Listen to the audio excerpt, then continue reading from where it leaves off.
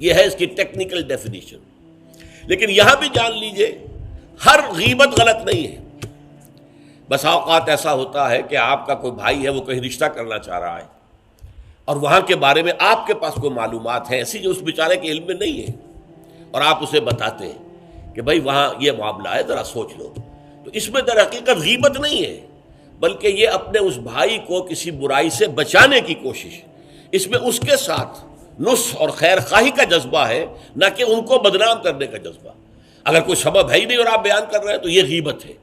لیکن اگر معاملہ اس طرح کا ہے تو ظاہر بات ہے اسی طریقے سے کوئی کسی قوم کے رہنما ہیں اور بڑی شخصیتیں ہیں, اب ان کے بارے میں یہ ہے کہ پبلک میں اگر آپ کو ان پر تنقید کرنی پڑے تو اس کے اندر بھی دیکھا جائے گا کہ وہاں اس کا ہونا ضروری نہیں ہے. وہ تنقید جو ہے آپ ملک اور قوم کی مصلحت میں کر رہے ہیں. تو گویا کہ اس طریقے سے غیبت کی ہر شکل جو ہے وہ حرام نہیں ہے. البتہ ایک خیال لوگوں کو بڑا غلط ہے اور وہ میں ایک حدیث کے حوالے سے اس کا اطالہ کر دینا چاہتا ہوں. یہ حضور سے سوال کیا گیا کہ پوچھا گیا کہ غیبت کیا ہے. یہ حدیث ہے مسلم شریف میں بھی ہے, ابو داؤد میں بھی ہے, ترمذی میں ہے, نسائی میں ہے. یہ حضرت ابو ہریرہ رضی اللہ تعالی عنہ سے.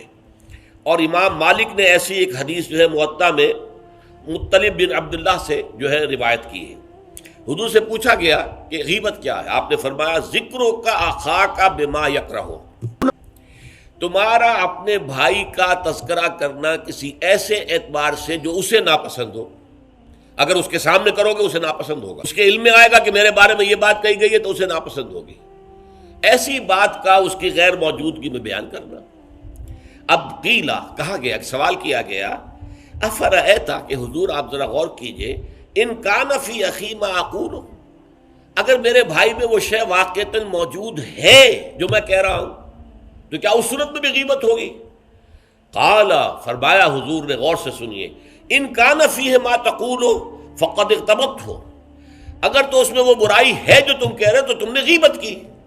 وَإِن لَمْ يَكُنْ فِيهِ, اور اگر نہیں ہے اس میں وہ شے اور تم پھر بھی کہہ رہے ہو ما تقول فقد بہتہ, تو تم نے اس پر بہتان لگایا ہے. یہ تو دوہرا جرم ہو گیا. اس میں کوئی خرابی نہیں ہے, برائی نہیں ہے اور آپ بیان کر رہے ہیں تو یہ تو بہتان ہے.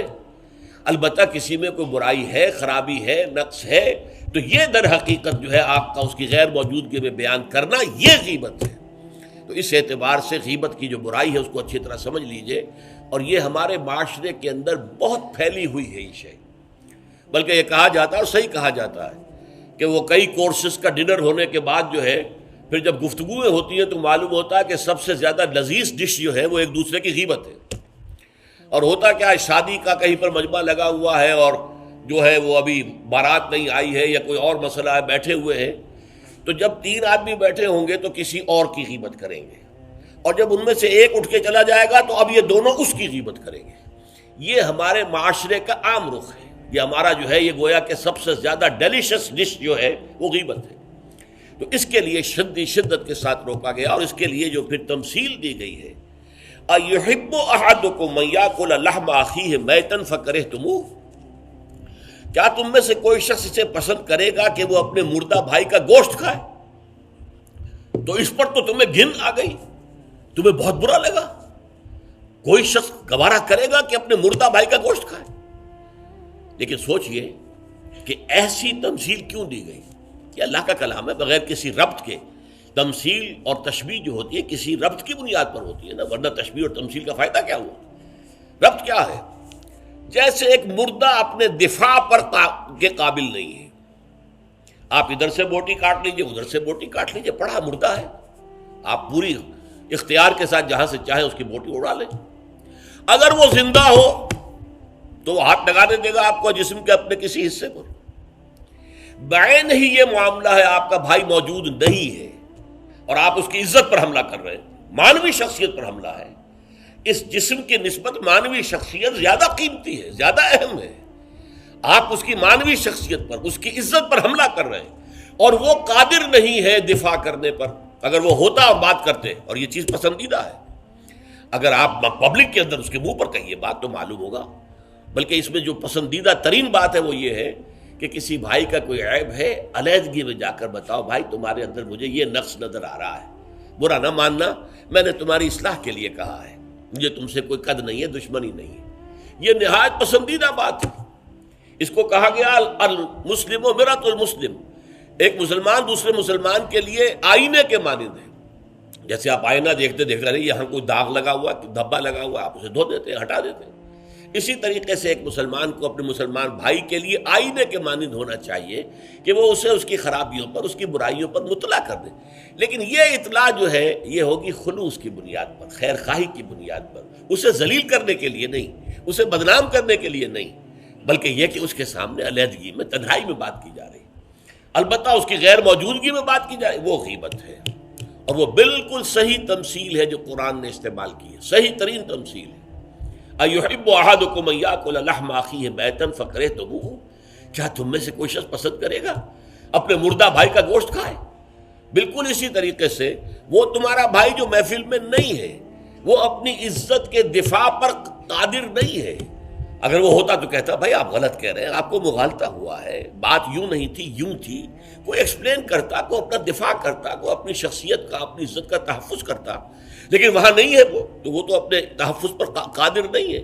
لہذا یہ غیبت در حقیقت معنوی سطح پر وہی شے ہے جو مادی سطح پر کسی مردہ بھائی کا گوشت کھانا ہے. فَكَرِهْتُمُوهُ، یہ تو تمہیں بہت برا لگا یہ بات.